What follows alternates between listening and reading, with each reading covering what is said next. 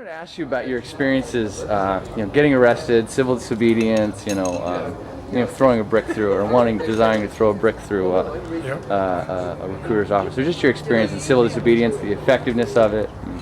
Well, I in the 80s, in 1979, I was in seminary in St. Paul, Minnesota, and I met Dan Berrigan.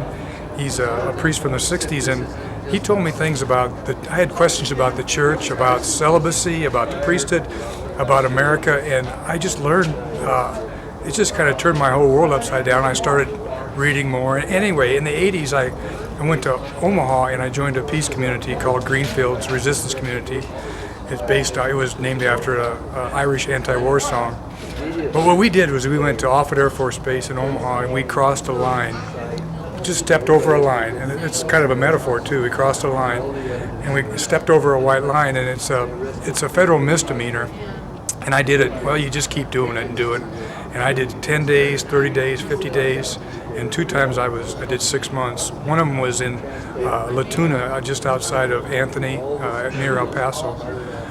And so the reason we did that was civil disobedience kind of forces the issue. I mean, it's okay. I mean, it's a different form of protest, and I guess I really do kind of favor it. You get rid of all the, you can talk and talk and talk, or write and write and write, as long as, and maybe civil disobedience brings it to a point right away.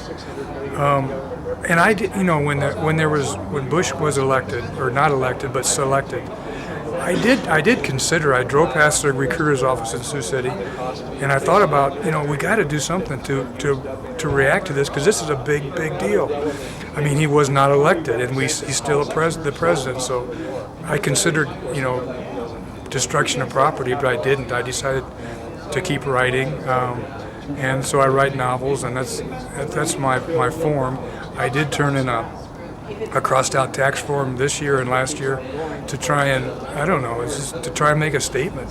I mean, I don't know what'll happen, but it's just a few paragraphs just to say I will not support the government of George Bush. And because, if we didn't pay for these bombs, they wouldn't have them. If we didn't pay for these bullets, they wouldn't have them. If we didn't pay for these multi-million-dollar Border Patrol offices, they wouldn't have them, and they would be able to let the poor people come over. I would be in favor of open borders, and I just think we should. We're paying for war, and I'm opposed to that. Well, how do you think that applies to now with the 9/11 Truth Movement and some of the civil disobedience that's being encouraged, and some of this ambush journalism, as they call it, or putting the candidates on record and asking them We Are Change? Yeah, stuff like that. How do you think? What do you think of that? I think they're great. I've seen a lot of their stuff on YouTube. We Are Change, and outstanding. They got a lot of guts, and that you walk right up to those guys and say, ask them a question as maybe a real journalist would. You don't see that. You see softball questions, or you don't see the questions asked. I mean, if we had real journalists in this country, we wouldn't need that. But I don't know. The things I've seen We Are Change do is just great. I wouldn't call it civil disobedience. I'd call it just being a citizen.